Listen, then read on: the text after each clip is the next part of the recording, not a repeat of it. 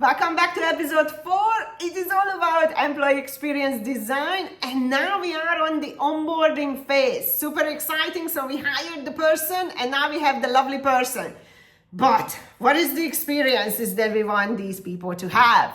Our new joiners, right? Super exciting. Before we start, ask yourself the question, have you ever had a good job that started with the bad onboarding? Probably the answer is not. And this is why it is so important. We lose so many people during the onboarding process, right? And that's why I always say, don't just focus on engagement, because it's just small, tiny little part. You can't engage somebody who's already left at the onboarding process because we messed it up, right? So you collect this information, the data during each of these phases, right? So when you are talking about employee experience score, you need data. So you are going to measure somehow, you figure it out based on your interventions and what you want from the candidate experience or employee experience. During the attraction, what is the score? What are the experiences? During the hiring process, what is the score? How do we measure it? During the onboarding, how do we measure it? It gets easier to measure once they are on board. During motivation, how do we measure it? Do we measure it? Some do, some don't, because it's very difficult. Their development, their performance management experience, how do we measure it, and the exit experience. And then you add this all together, and this is your employee experience score. So it's coming from all direction rather than just engagement score that completely ignores all the other part, where maybe we are messing up and nobody knows. So employee engagement is a very tiny, very narrow focused approach to design employees. Anything, engagement, well-being, the experience. It's just focusing on literally one thing and completely ignores everything else, right? So onboarding, this is my favorite part. This is my job. We're gonna do this. We have the lovely person. Let's start with this. You are gonna start bullet pointing. What are the experiences of your new joiners today? What was your experience when you joined the current company? Were you expected? Sometimes employees are joining on day one and HR is running around and the line managers not even having a desk, not even having a locker room, not even having an access card, not even having an email account, and you just end up waiting, okay, what am I supposed to do in here? This is my first day, it's not going great, right? So do I know the plan, my training plan for the first 1 month, right? Do I know who is my manager? Do I know who is my departmental trainer? Do I know my team? So these are the things that we should be maybe looking at. What is the experience, right? So ask yourself the question. Because this is where it all starts. What are the experiences of my new joiners today? And don't be ashamed if you are not doing anything. You are not alone, right? So let's get rid of this shame and victimhood and blame culture from organizations. You don't have anything in place today. Fantastic, great. Acknowledge it, let's start doing something. It doesn't really matter you've been sitting there for 5 years and you didn't do anything. That's another conversation and it's not related to that. Here we are doing employee experience design and we are making sure that the future employees are not having the same experiences as the past and current employees, okay? That's the whole purpose. So if you don't have it, sometimes people are really hesitant to admit that we don't have it, and they say, yeah, everything is great. No, it's not. So shame, blame, victimhood out. You haven't done it, it's not in place. Fantastic, now we are busy. We can, work for our money and we get to work. So once you identified what are the current experiences, then you ask yourself the questions, what are the experiences I would like my new joiners to have? And for me, these are the basics. I would like to be expected and welcomed on my first day.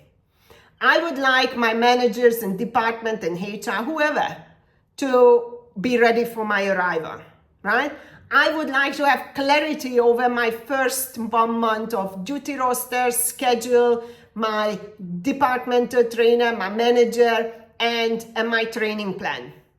Because many times we have that people are coming, there is no training plan, they are chalked to someone, yeah, you shadow that person, or he's going to train you. The next day, the other person is training that poor person. Then the third day, another one comes, and that's a mess. And then 3 months down the line, we ask the person, why are you not performing? Well, because I had 7 people training me, all train me very differently, and I don't have a clue what's going on, right?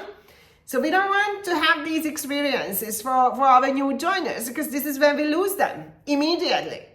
And not even if we don't lose them, they stay, we're gonna end up managing performance, and that's not pleasant. Now, what is it that we can do? So this is what I've done, and small tips, and you can be once again as creative as you want to. So I had a plan which worked most of the time. We had a little bit of hiccup here and there, but it was fantastic. So, upon hiring decision, we informed the team, hey, we have made a decision, Sylvia is joining us, this is her background. Keeping confidentiality, because anything can happen, the person can step back, and you don't want to have a lot of information given, but to get the team excited, right? 1 week prior of joining, I sent the welcome email that included the information about the company, included the first 1 month training plan, and some other document, all information, a video about the place, etc., etc. Then I included or CC'd in, introduced, here is your departmental trainer. He will be or she will be spending the first 1 month with you, training you. So we don't pass the person around pole to post. One person is training that person, the departmental trainer. In CC'd in the line manager. Let me introduce you also to your line manager. She or he will be waiting for you on that day. And 9 o'clock you are meeting in HR office, or whatever the story is. So the person knows, where do I need to go? Who is my line manager? Who will be training me? What is my first month schedule? And what is my first month training plan? And some information about the place. And you're also checking in if everything is happy and everything is fine in terms of the joining date. Something may have gone wrong, etc., etc. And now we are going to announce it to the team as well, within the team. Hey, Sylvia is joining in a week. This is what's going to happen, and that's her duty roster. That's that. Then you have your induction, right? You have your induction. Is it the first day? Is it the first 21 days? Is it the first 1 month? I prefer the first 1 month. Let people go to their department. Let them familiarize themselves with the team members, their work. And then we give more information about the company. Because by the time, if the induction is 3 weeks post arrival, right? The person already has good understanding about the place, the culture, the people, and they are braver to ask questions. So I would never put induction day 1. It's like military school. Nobody cares. And nobody cares. On day 1, all you want to know, where is the staff canteen, who am I going to work with, and where do I eat, and the toilet. That's it, right? So that's the experience.